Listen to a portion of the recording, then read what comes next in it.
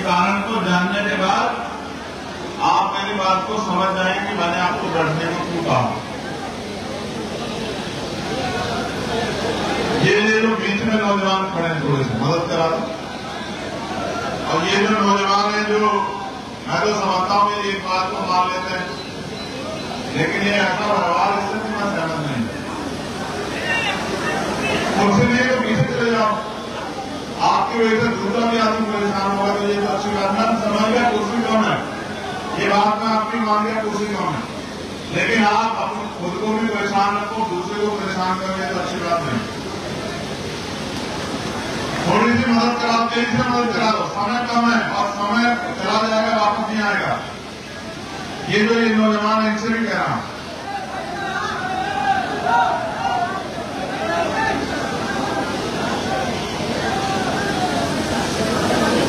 प्यारे साथियों,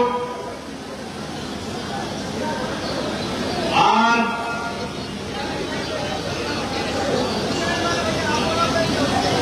जगत गुरु सदगुरु रविदास जी महाराज के विचार परंपरा के वाहक स्वामी अच्युतानंद हरिहर जी की कर्म भूमि इलाहाबाद प्रयागराज में मैं आज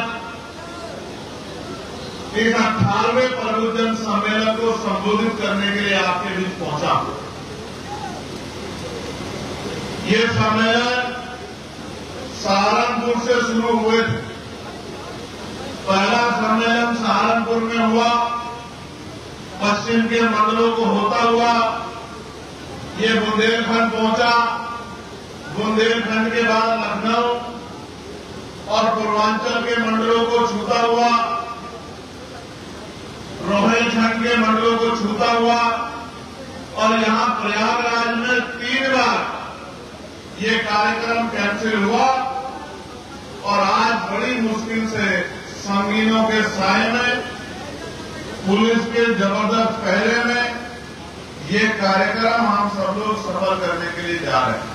इसके लिए मैं सर्वप्रथम सभी जिले के कमेटियों को, मंडल के नेताओं को, प्रदेश कमेटी के साथियों को और यहां उपस्थित हजारों की संख्या में पहुंचे मुझसे प्यार करने वाले मेरे परिवार के लोगों को बहुत बहुत धन्यवाद करता हूं, उनका आभार व्यक्त करता हूं।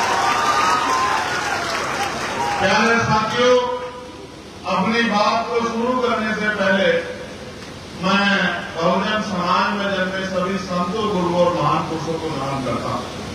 और नमन मैं इसलिए करता हूं क्योंकि जब मैं उनके जीवन को देखता हूं तो मुझे महसूस होता है कि अगर ये महापुरुष न होते तो आज औरों को छोड़िए, मेरे जैसे गरीब परिवार का प्राइमरी स्कूल के टीचर का बेटा भारत की सबसे बड़ी पंचायत का मेंबर नहीं होता और यहां इस मंच पर खड़े होकर अपनी बात को नहीं रखा होगा। प्यारे साथियों, मैंने आपको बैठने के लिए इसलिए कहा था, मेरा अनुभव है कि जब हम लोग स्कूल में पढ़ते थे और टीचर अपनी बात को पढ़ाया करता था, समझाया करता था, तो बहुत सारे विद्यार्थी ऐसे होते थे जो बहुत गंभीरता से टीचर की बात को सुनते थे।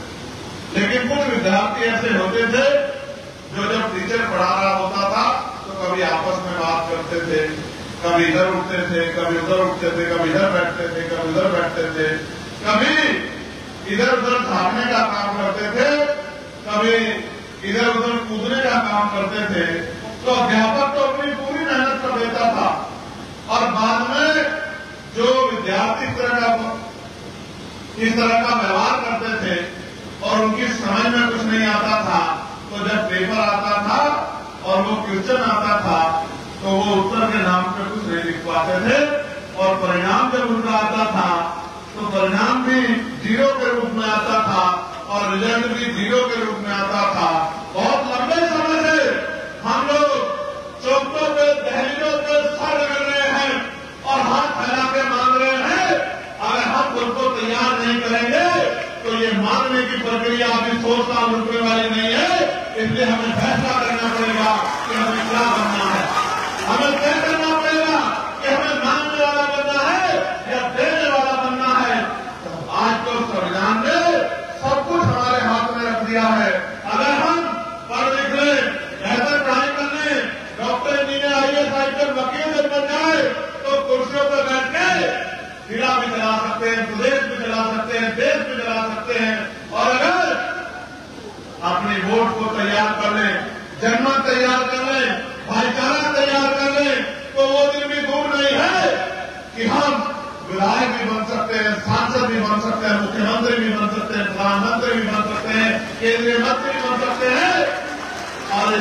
कि राजकाज को अपने हाथ में ले सकते हैं, अपने लोगों के आंसू भी पूछ सकते हैं, अपनी दर्द तकलीफों को कम भी कर सकते हैं।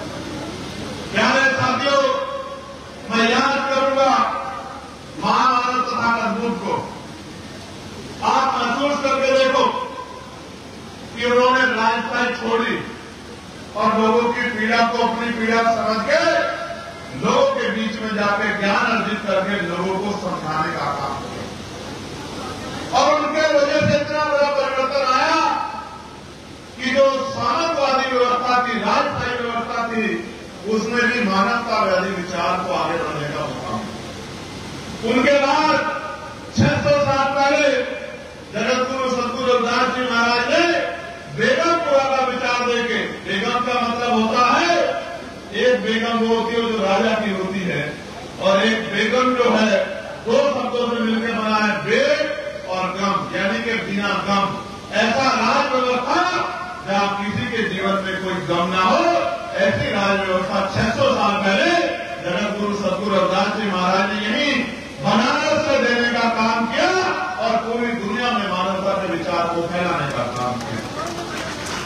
उनके समकालीन उनके आसपास गुरु नानक देव ने पंगत में संगत का विचार किया और चारों वर्णों के लोगों को एक सूत्र में पिरो के भाईचारे की बात की और दुनिया को संदेश दिया कि मिलजुल के भाईचारा पैदा करके हम लोग आगे बढ़ सकते हैं। तब संविधान में नहीं था, लेकिन उन्होंने कहा कि कोई छोटा मोटा तो कोई छोटा बड़ा नहीं है, एक ही तरह की प्रक्रिया से और मां की कोख से लोग जन्म लेते हैं। एक मां की कोख ऊंची और दूसरी मां की कोख नीची नहीं हो सकती है। इंसान बराबर है। ऐसा ही विचार गुरु वाल्मीकि जी ने, ऐसा ही विचार सब गार्गे जी महाराज ने, ऐसा ही विचार नारायण गुरु ने, ऐसा ही विचार गुरु फांसीदास ने, और सोए समाज को जगाने के लिए ऐसा ही विचार राष्ट्रपिता ज्योतिबा फुले ने दिया, मां सावित्रीबाई फुले ने दिया। जुल्म सहे, अपमान सहा, अन्याय सहा, जान पर बनाए, लेकिन गरीबों को पढ़ा लिखाकर मुख्य धारा में लाके उनको दो दुश्मन का एहसास करा के और उनको तरक्की का रास्ता दिखा के और अपने लिए सब कुछ निछावर कर दिया, अपना सब कुछ। अंत समय में कहते हैं कि उनके पास अपने इलाज के पैसे भी नहीं थे और मैं महाराज जाता हूं मेरे लोगों, तो महाराज ने उनका नाम सुनहरे अक्षरों में लिखा हुआ है। इतने बड़े बड़े कंस्ट्रक्शन के काम उन्होंने किए हैं, इतनी बड़ी बड़ी बिल्डिंग और पुल बनाए हैं कि उनके मुकाबले का कॉन्ट्रैक्टर नहीं। प्यारे साथियों, ये महापुरुषों की बात जब मैं कर रहा हूं तो मैं याद करूंगा सामाजिक न्याय के उस प्रोधा को जिनको हम राष्ट्रपिता ज्योतिबा फुले नहीं, छत्रपति साहू महाराज कहते हैं, जिन्होंने 1902 में 50% पिछड़े वर्ग के लोगों को आरक्षण में से हिस्सेदारी देकर जोड़कर, और जो आज भी देश में छुआछूत भेदभाव है, उस समय शेड्यूल कास्ट के, जिसको आज शेड्यूल कास्ट, अनुसूचित जाति, दलित कहा जाता है, उसे दलित समाज के व्यक्ति की चाय की दुकान खुलवाकर उस चाय की दुकान पर खुद चाय पीकर सामाजिक भाईचारे का इतना बड़ा संदेश राजा होने के बाद दिया, जो आज के छोटे छोटे पदों पर बैठे लोग नहीं दे पाते। और मैं बात कर रहा हूं 1902 की 50% आरक्षण, मगर यहां ये भी जान लो कि पिछड़े वर्ग का मतलब सिर्फ आज के आरक्षण, आज के संवैधानिक व्यवस्था में पिछड़ी जातियां नहीं।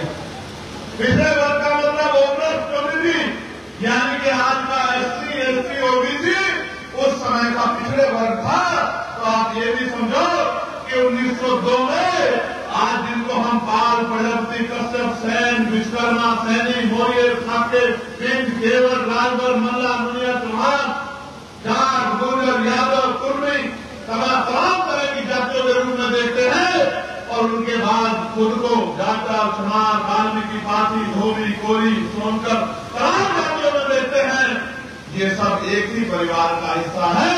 अगर एक परिवार का हिस्सा नहीं होता तो छत्रपति साहू जी महाराज इनको अपना परिवार मान के इनके लिए आरक्षण की व्यवस्था नहीं करते। लेकिन इस देश में जिनके हाथ में राजकाज था, उन्होंने इतने टुकड़ों में बांटा है, और इसलिए बांटा है, इतिहास कहता है कि जब एक बार हम लोग चंद्रगुप्त मौर्य जी के नेतृत्व में एकजुट हुए थे, तो हमने देश में सामंतवाद की जय करके उनको घुटनों के बल जो है करने के लिए मजबूर कर दिया था। और जब चंद्रगुप्त मौर्य जी का शासन था, सम्राट अशोक का शासन था, तो पूरी दुनिया में अखंड भारत होता था। इसकी सीमाएं अफगानिस्तान तक थी, तब यह अखंड भारत था। उसके बाद न अखंड भारत बना, और न अखंड भारत तब तक बन सकता है जब तक सम्राट चंद्रगुप्त मौर्य और सम्राट अशोक को मानने वाले लोगों के हाथ में राजकाज नहीं आएगा, तब तक ये भाईचारा नहीं बन सकता है, तब तक ये राज व्यवस्था नहीं लागू हो सकती है, जो मानवता की भाईचारे की व्यवस्था। ये इतिहास मैं आपको इसलिए बता रहा हूं कि आप इतिहास को भूले हुए लोग हो, और बाबा साहब अम्बेडकर ने कहा था कि जो समाज अपना इतिहास भूल जाता है, वो कभी अपने भविष्य का निर्माण नहीं कर सकता। प्यारे साथियों, राष्ट्रपिता ज्योतिबा फूले, छत्रपति साहूजी महाराज, ईवी पेरियार रामानायक स्वामी, कल्याण मलय यादव, बाबू जगदेव प्रसाद कुशवाहा, जननायक कस्तूरी ठाकुर, इस देश में महिलाओं, मैं आज स्कूलों में जाता हूं, बच्चियों से बात करता हूं, उनकी तरफ देखता हूं, तो महसूस होता है कि अगर बाबा साहब अम्बेडकर संविधान में महिलाओं को बराबर का अधिकार नहीं देते, तो किसी भी जाति धर्म की महिला आज डॉक्टर, इंजीनियर, वकील, जज, मुख्यमंत्री, राष्ट्रपति, प्रधानमंत्री, मंत्री, विधायक, सांसद, आज तो महिलाएं ट्रेन उड़ाती हैं, जेट विमान उड़ाती हैं, हेलीकॉप्टर उड़ाती हैं, सीमा पर सुरक्षा करती हैं, डिस्ट्रिक्ट में सुरक्षा करती हैं, कलेक्टर बन के जिले की कुर्सी पर बैठ के जिले को चलाती है, और प्रदेश में मुख्यमंत्री बन के प्रदेश को चलाती है, और देश में प्रधानमंत्री बन के देश को चलाती है। और वर्तमान में हमारे महामहिम राष्ट्रपति जी द्रौपदी मुर्मू जी, वो भी महिला है, जो पूरी दुनिया में भारत का नेतृत्व करती है, वो भी महिला। ये किसने किया रचना था कि महिलाएं करोड़ में चली जाएं? ये डॉक्टर बाबा साहब अम्बेडकर ने अपने संविधान में सुनिश्चित किया कि महिलाएं छोटी नहीं है, महिलाएं बराबर, महिलाएं को भी बराबर का अधिकार मिलना चाहिए। प्यारे साथियों, मैं बाबा साहब अम्बेडकर को नमन करता हूं, याद करता हूं, उनको आदरांजलि देता हूं, उनको जीरा सलाम पेश करता हूं। मैं काशीराम साहब को याद करता हूं, जिनका परिनिर्वाण दिवस अभी कुछ दिन पहले हमारी पार्टी में सभी मंडलों को बनाने का काम किया। और हमारी पार्टी में नहीं, आज इतिहास को देखो आप उठा के, कोई दल ऐसा नहीं था जिसने जीते जी माननीय काशीराम साहब को अपमानित करने में कोई कमी छोड़ी हो, उनका आरोप लगाने में कमी छोड़ी हो।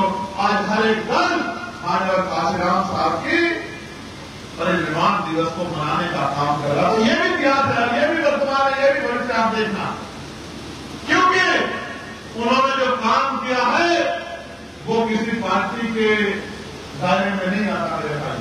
मैं याद करूंगा महामना राम सुवर्मा जी को, चौधरी महाराज सिंह भारती जी को, बाबू सिंह दयाल करोसिया जी को, परमानंद लोधी जी को, संतराम जी प्रजापति जी को।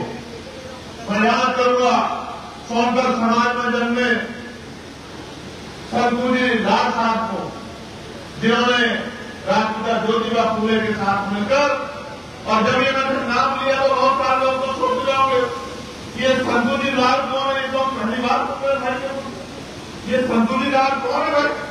ये संतुजी लाल वो है जिन्होंने सत्य शोधक समाज के काम में मान्यवर जो हमारे प्रमुख रहे हैं, राष्ट्रपिता ज्योतिबा फूले, उनका हाथ बढ़ाने का काम किया, उनकी ताकत बनने का काम किया। प्यारे साथियों, मैं देश की आजादी के वीर पुरोधाओं को भी याद करता हूं, शहीद जंग सरदार भगत सिंह जी को भी याद करता हूं, अशफाकुल्लाह खां साहब को भी याद करता हूं, मीर अब्दुल हमीद साहब को भी याद करता हूं, सुखदेव साहब को भी याद करता हूं, चंद्रशेखर आजाद जी को भी याद करता हूं, करतार सिंह सराभां जी को भी याद करता हूं, उधम सिंह जी को भी याद करता हूं। और मैं लखनऊ को बसाने वाले महाराजा लखन पासी जी को भी याद करता हूं, उनको भी नमन करता हूं। महाराजा करता हूं। ममता देवी के बारे में जिक्र किया था रियाज भाई ने। ममता देव को भी, उनके सोनिया को भी, मां झलकारी भाई को भी, मां अंतिका विरोधी को भी, मां फातिमा शेख को भी और वीरांगना मां फूलन देवी को भी याद करता हूं, जिन्होंने महिलाओं को अपने में लड़ना सिखाया। प्यारे साथियों, ये नाम मेरे इतिहास है और जब तक आप अपने इतिहास को नहीं पढ़ोगे तो आपको नहीं पता है। आज पिछड़े वर्ग के लोगों को नहीं पता है कि मंडल कमीशन का विरोध कौन करा और कौन नहीं चाहता था कि देश में मंडल कमीशन लागू हो कि पिछड़े वर्ग के लोगों को आरक्षण के जरिए कुर्सी में बैठने का मौका मिले। कौन था विरोधी? कौन मंडल के आड़ में कमंडल की राजनीति कर रहा था? कौन मंडल के आड़ में धार्मिक यात्रा निकाल रहा था कि मंडल की लड़ाई को प्रतिरोध कर दिया था? कौन था जो 2013 में ये कहते हैं कि मंडल कमीशन की रिपोर्ट लागू करेंगे? कौन था? कौन सी सरकार थी? कौन सी पार्टी? नहीं जानते हैं। बस निजी स्वार्थों में नैतिक पतन हो गया है कि अपने समाज के अधिकारों को पीछे छोड़ देते हैं और एक एमपी एमएलए बनने के लिए विरोधी विचारधारा जिन्होंने आपके बच्चों के भविष्य को बर्बाद कर दिया, उनकी कुर्सियों में जाकर बैठ जाते हैं, अपने समाज को पढ़ने के लिए छोड़ देते। ये हाल हो गया, राजनीति का नैतिक पतन हो गया। ऐसा समाज में साथियों, प्रमुख जन सम्मेलन ही क्यों, इस पर किशोर साहब ने बड़ी गंभीरता से अपनी बात रखी कि प्रमुख जन सम्मेलन ही क्यों, क्योंकि सारी पार्टियां प्रमुख जन सम्मेलन करती थी। आपने पहले भी सुना होगा, एक समाज को मंच पर बिठाया जाता था और बाकी लोगों को सामने बिठाया जाता था और ये एहसास कराया जाता था, जैसे मनुस्मृति कहती है कि ये ऊंचे हैं और आप नीचे हैं, वैसे ही कहा जाता था कि ये बताएंगे और आपको सुनना है। और मैं मानता हूं कि जब 26 जनवरी 1950 को देश में संविधान लागू हुआ, उस दिन के बाद ना कोई तोप ऊंची थी और ना कोई तोप नीची थी।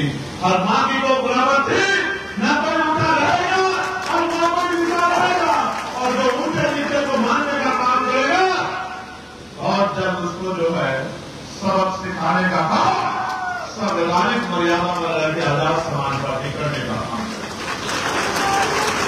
समाज साथियों, आज प्रमुख जन सम्मेलन का अंतिम पड़ाव है, लेकिन मेरी आंखें उन भाइयों की तरफ है जिन्हें 2 महीने जेल में काटने पड़े हैं, जिनकी पीठ पे लाठियां पड़ी हैं, जिनसे कान पकड़वाए गए हैं, जिनको अपमान पैदा किया गया है। और मेरी बात को, मेरे वचन को याद रखना, वो लाठियां आपकी पीठ से नहीं पड़ी थी, वो आपके भाई चंद्रशेखर आजाद की पीठ से पड़ी थी। मेरी बात को याद रखना। और समय बदलेगा मेरे बहादुर वीरों, मेरे बहादुर योद्धा, समय बदलेगा। कान आपके पकड़े गए थे, लेकिन आंख से आंसू चंद्रशेखर आजाद के बहे थे। मेरी बात को आप याद रखना। समय बदलेगा और जब समय बदलेगा आप भी यही रहोगे और हम भी यही रहेंगे और जुल्म करने वाले भी यही रहेंगे और एक एक जुल्म का हिसाब भी होगा। मेरी बात को आप याद रखना। प्यारे साथियों, आज देश का माहौल क्या है?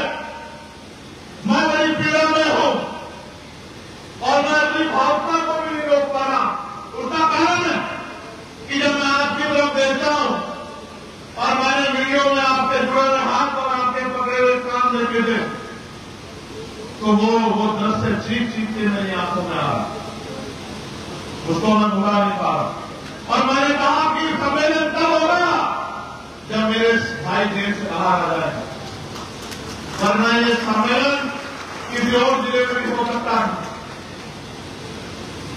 लेकिन एक बात हम लोग भूल जाते हैं, अगर हम इन सरकारों से न्याय की उम्मीद करेंगे या हक की उम्मीद करेंगे तो ये हमारी गलतफहमी हो सकती है, इसमें सच्चाई नहीं। क्या कभी जालिम किसी गरीब का हमदर्द हो सकता है क्या? दोनों हाथ भागवता हो सकता है क्या? मेरे प्यारे साथियों, माहौल सुनो क्या है? माहौल ये है, और मैं मानूंगा तब जब अपनी मेरी बात को दिल में लगा के जाओगे और यहां से जाने के बाद सो मेरी घर में, जब तक मेरे दर्द को कम नहीं करोगे आज ये है आपके पड़ोसी जिले मध्य प्रदेश में एक मुहिम चल रही है और राज्य की सरकारें भी चुप है और केंद्र की सरकार भी चुप है। वो मुहिम चला रहे हैं कि बाबा साहब अम्बेडकर संविधान निर्माता नहीं। इस बार पार्लियामेंट चलेगा, मैं सरकार तक पूछने का काम करूंगा कि सरकार का रुख इस बात पे क्या है कि बाबा साहब अम्बेडकर संविधान निर्माता है या नहीं है, और अगर है तो ऐसे परमिशनल प्रोग्रामों को परमिशन की आधार पर मिल रही है जहां बड़े बड़े बैनर लगा के ये कहने का काम किया जा रहा है कि डॉक्टर बाबा साहब अम्बेडकर संविधान निर्माता नहीं। एक मुहिम कर रही है, कोई बाबा साहब का गलत टिप्पणी करता है, कोई उनको अंग्रेजवादी बनाता बताता है और इस मुहिम को सपोर्ट किया जा रहा है, इस मुहिम को संरक्षण दिया जा रहा है। ऐसा नहीं है कि हम चुप बैठे, नहीं चुप बैठे, लेकिन आप जानते हो ये सरकारें चाहती है कि हम संवैधानिक रास्ता छोड़ के और अपनी लड़ाई को लड़ने के लाठी करने का प्रयोग करें। ये सरकारें जानती चाहती है, लेकिन आप जानते हैं अगर हम कानून को हाथ में लेंगे तो हमें गोली मारना, हमसे मुकदमा लगाना, हमें जेल भेजना इनके लिए बहुत आसान हो जाएगा। जब हमें निर्दोष होते हुए जेल भेज सकते हैं तो अगर हमने इतना सा भी कुछ कानून को अपने हाथ में लेने का काम किया तो इनको तो घर बैठे बैठे मौका मिल जाएगा हमारे लोगों को जेल में घुसने का। हालांकि भीम आर्मी के लोग जेल से नहीं डरते, डरते हैं क्या? डरते हैं क्या? नहीं डरते, बिल्कुल सच, नहीं डरते। और जब जेल में रह गया डरते हैं क्या? दोबारा जाना पड़ा जाओगे क्या? ईमानदार के दोनों हाथ भाई जो लोग कह रहे हैं यादों सामंतवाद की जड़ों को मैं देख रहा हूं तुम्हारे जोश को, चिंता मत करें। कमाने साथियों, एक मुहिम वहां चल रही है और एक मुहिम नहीं है, और मुहिम बताता हूं आपको। यही रायबरेली में हरिओम वाल्मीकि को पीट पीट के मार गया और मारने वाले क्या कह रहे थे उसको कि हम बाबा के लोग हैं, बोले नहीं बोले, बोले नहीं बोले। और मारने वालों में से कोई है वो भी था जो कह रहा था कि गुलाम ने आजाद को सुना है, नहीं गुलाम ने बोला ना उसने कि गुलाम ने आजाद को। जिस दिन आजाद आएगा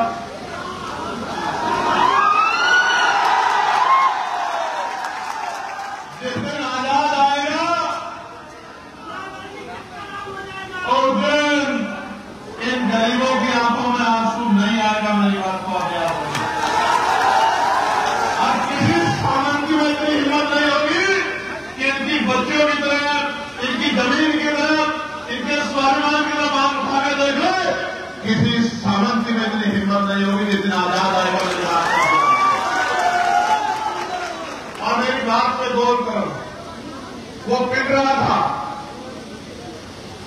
वो पिट रहा था तो उसकी आंखों में उम्मीद थी कि कोई उसको बचाने आए, लेकिन वो उम्मीद कानून व्यवस्था से नहीं थी, इस सरकार से नहीं, क्योंकि मारने वालों को सरकार का संरक्षण है। मेरे भाइयों, मारने वालों का संरक्षण। प्यारे साथियों, अभी मैं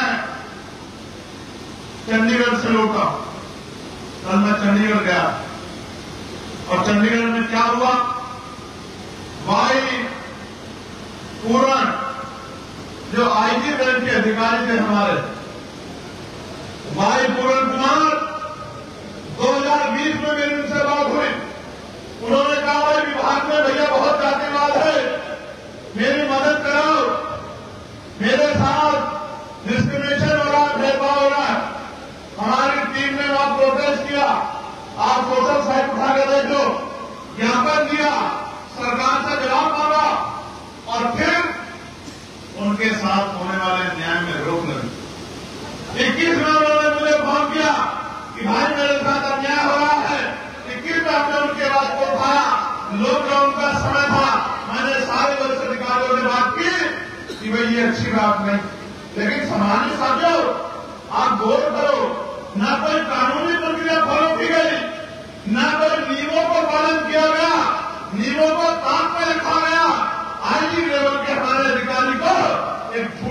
रिपोर्ट बनाकर उनके ऊपर भ्रष्टाचार का आरोप लगाने का काम किया। और आप अपने दिल से गवाही देकर बताना, अगर चोर को चोर कहोगे तो कभी उस बात का बुरा नहीं मानेगा क्या? लेकिन ईमानदार को चोर कहोगे तो उसको तकलीफ होगी या नहीं होगी? जब उस ईमानदार आदमी को भ्रष्टाचार में लिप्त बताने का काम किया गया और क्या बीती होगी भाई पूर्ण कुमार मेरे भाई पर कि उसने अपनी सर्विस रिवॉल्वर से, आप समझते हो आदमी सुसाइड करता है? मैं आपको बताता हूं, सुसाइड पंकज भाई यहां बैठे, सुसाइड आदमी तब करता है जब वो नाउम्मीद हो जाता है कि आप मुझे न्याय नहीं। एक आईजी लेवल का अधिकारी जब नाउम्मीद हो गया कि अब मुझे न्याय नहीं मिलेगा, तब उसने गोली चला दी। उसकी बेटी ने 1 साल से उनकी शक्ल नहीं देखी। उसकी पत्नी जापान दौरे पे थी। मैं कल गया, उनके आंसू सूख गए हैं, उनका गला सूख गया है और कोई उनकी सुनने वाला नहीं। ये बात मैं आपसे क्यों कह रहा हूं? हमारा रायबरेली का हरिओम वाल्मीकि सेफ नहीं है, हमारा आईजी लेवल का अधिकारी सेफ नहीं है, हमारा कोई आदमी व्यासपीठ पे बैठ के कथा करता है तो उसका चोटा काट के उसको मूत्र विसर्जन उसके ऊपर किया जाता है, मूत्र से उसको स्नान कराया जाता है। और अब तो हाल ये है कि chief justice of India, Bharat की सर्वोच्च न्यायपालिका के सबसे शीर्ष पर बैठे पद के व्यक्ति पे भी जूता फेंका जाता है। आज हालात देखे आप क्या हो गई, हालात देखे आप क्या हो गई।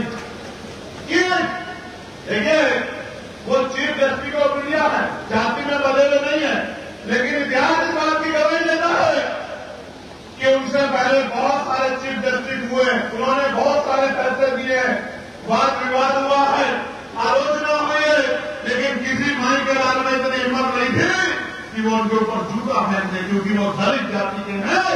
इसलिए पूरे दलित समाज के स्वाभिमान को जूते की नोक पर रखने के लिए उनके ऊपर जूता फेंका गया। ये हमारे वोट, ये हम सबके ऊपर एक तमाचा है मेरे भाई, ये सबके ऊपर एक तमाचा है। और ये आजाद भारत में हम लोग कहां खड़े हैं, ये आकलन करने का समय देश में सुप्रीम कोर्ट से बाबरी मस्जिद के लिए फैसला आया। पूरा देश कहता था कि बवाल हो जाएगा, हालांकि मुस्लिम समाज के लोग खुश नहीं थे क्योंकि फैसला मेरिट पे नहीं था, फैसला जो है वो भावनाओं के अधीन में आके लिया गया था। लेकिन फिर भी सबने सुप्रीम कोर्ट का सम्मान किया, आलोचना की, लेकिन आलोचना का स्तर भी संवैधानिक रखा। आलोचना करने का अधिकार संविधान में देता। इस देश में और फैसले आए, इस देश में प्रमोशन में रिजर्वेशन पे सुप्रीम कोर्ट में फैसला आया कि पहले सबको डिमोशन करो और फिर उसके बाद जो है हम इस पिटीशन को सुनेंगे। तमाम फैसले आए। SC/ST एक्ट को 2 अप्रैल 2018 का आंदोलन आपको याद होगा, 20 अगस्त को SC/ST एक्ट को कमजोर कर दिया गया, आपको सड़कों पर आना पड़ा।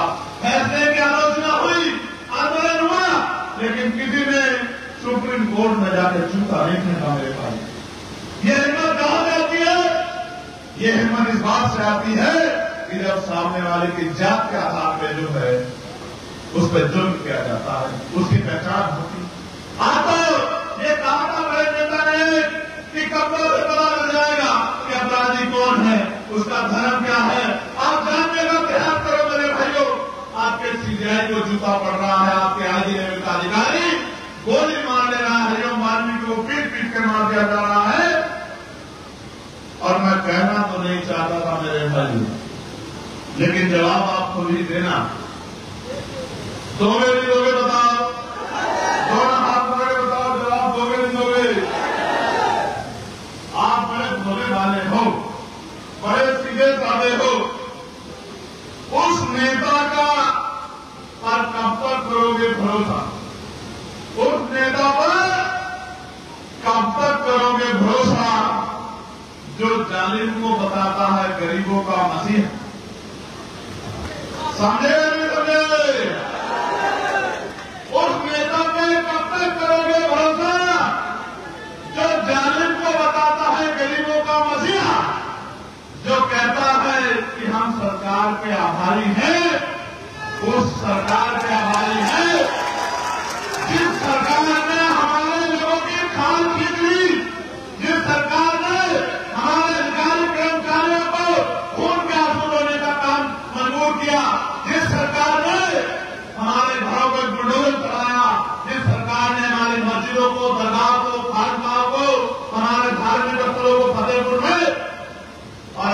आंदोलन करने आए तो लाठियों से पीट के जेल में भेजने का काम किया। जिनके राज में आपके भाई के बदन पर 5-5 गोली चली, खून की होली खेली गई, और जिनके राज में 2 अप्रैल 2018 में हमारे लोगों को पीट पीट कर लाते मार मार कर जेल में बंद कर दिया गया, और नासिर के आंदोलन में माथे पर सर पर गोली चला के मुस्लिम भाइयों का नरसंहार किया गया, उस सरकार को कहते हैं कि बहुत बहुत धन्यवाद।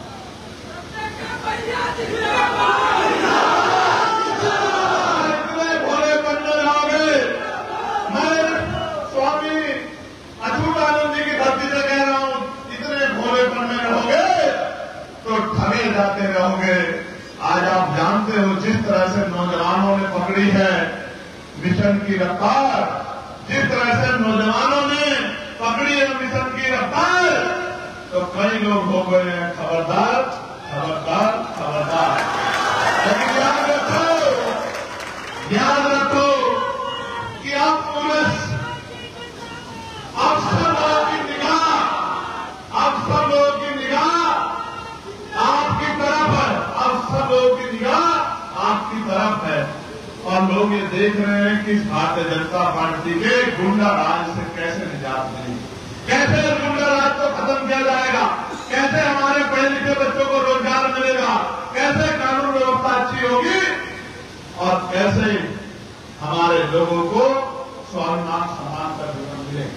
आज ये चैलेंज है हम लोगों के सामने, आप सब लोगों के सामने, और हमें इस चैलेंज को स्वीकार करना है और दिन रात जाके मेहनत करके इस गुंडागर्दी की सरकार को सत्ता से उखाड़ फेंकना। उखाड़ फेंकोगे नहीं, उखाड़ फेंकोगे उखाड़ फेंकोगे नहीं, फेंकोगे बताओ।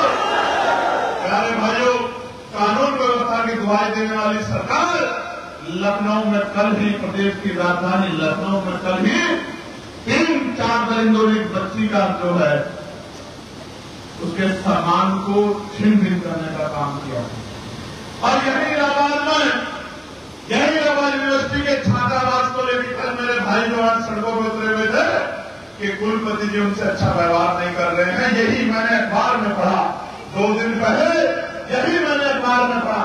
प्यारे साथियों, क्या आप इस सरकार के कामकाज को अच्छा कामकाज मानते हो? जिस सरकार ने उत्तर शिक्षक भर्ती में 20,000 पदों में घोटाला करके आपके बच्चों की नौकरी छीन ली हो, जिस सरकार में कोई पेपर ऐसा नहीं है जो पेपर लीक ना हुआ हो या आरक्षण में घोटाला ना हो, और इस सरकार में जब बाप अन्याय खिलाफ लड़ाई करने आए तो झूठे मुकदमे लगा के जेल में भेजने का काम किया। उस सरकार को सबक सिखाने का समय आ गया। क्या मैंने कभी आपकी लड़ाई को कमजोर किया? क्या कभी आपका हाथ छोड़ा? क्या न्याय में कभी आपको अकेला छोड़ा?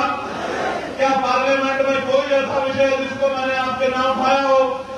आशा बहने, आंगनबाड़ी बहने, भोजन माता बहने, ग्राम पंचायत सहायक, रोजगार सेवक, पीआरडी के जवान, होमगार्ड के जवान, पुलिस के भाई जो मजबूरी में मुकदमे लगाते हैं, मान लोगों को ढकेलते हैं, उनको 8 घंटे की ड्यूटी मिले, सप्ताह में 1 दिन छुट्टी मिले, बॉर्डर स्कीम खत्म हो, इन तमाम वेतन की संख्या दूर, इन मामलों के लिए मैंने पार्लियामेंट में बढ़ करके आवाज उठाई। मैंने इससे नहीं उठाई कि तनख्वाह बढ़ा दो, ये भत्ते बढ़ा दो, मैंने आवाज उठाई तो इससे भाई कि नौजवानों को रोजगार मिलना चाहिए, और मैंने आवाज उठाई तो इससे भाई कि समान काम समान वेतन 500 लागू होनी चाहिए, और जो ठेके पे संविदा पे काम कर रहे हैं उनको भी सम्मानित वेतन मिलना चाहिए।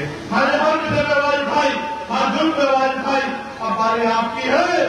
अगर आप चाहते हो कि ये आवाज आपके घरों तक पहुंच जाए तो आने वाले तीसरे पंचायत चुनाव में जब आपने सबको मौका दिया है तो एक मौका आजाद समाज पार्टी काशीराम को मिलना चाहिए, नहीं मिलना चाहिए? जोर से बताओ, मिलना चाहिए, नहीं मिलना चाहिए? और अगर आप तैयार हो तो मिलना चाहिए, तो फिर मेहनत करने के लिए भी तैयार हो जाओ, दोनों हाथ से उठाओ और कहो कि आप घर घर जाके बहुजन समाज में भाईचारा पैदा करने का काम करोगे। करोगे नहीं करोगे बताओ? लोगों को जोड़ने का काम करोगे नहीं करोगे बताओ? घर घर तक ये आवाज पहुंचाने का काम करोगे नहीं करोगे बताओ? और जैसा मैंने आपको बताया, पिछड़े वर्ग के लोगों को, अति पिछड़े वर्ग के लोगों को, शेड्यूल कास्ट के लोगों को, मुस्लिम समाज के लोगों को और न्याय पसंद जब हम इस विचारधारा के बारे में जाकर बताएंगे और कमर कस लेंगे कि मैं 100 किलोमीटर दूर न जाके अपने 10 किलोमीटर के एरिया में जितने भी गांव, जितने भी लोग, जितने भी घर पड़ते हैं, सब घर गांव तक पहुंचकर अपने लोगों को जागरूक करके भाईचारा बना के और उनकी वोट की हमें समझाने का काम करूंगा कि बाबा साहब अम्बेडकर अपने 4 बच्चों को कुर्बान करके आपके हाथ में इतनी बड़ी ताकत देके गए थे कि जिसे चाहो कुर्सी में बिठा दो और जिसे चाहे जमीन पर पटक दो। आज हालात ये है कि जिनकी संख्या इतनी सी है वो राजपाट चला रहे हैं और जिनकी संख्या बहुसंख्यक है उनके ऊपर जुल्म जाती हुई। कुछ तो गलती हुई है ना, कुछ तो गलती हुई है ना। लोकतंत्र का मतलब क्या है? लोकतंत्र का मतलब है बहुमत का शासन, जिनका वोट होगा उनका राज होगा। क्या आज वोट वालों का राज है? आज तो नोट वालों का राज है।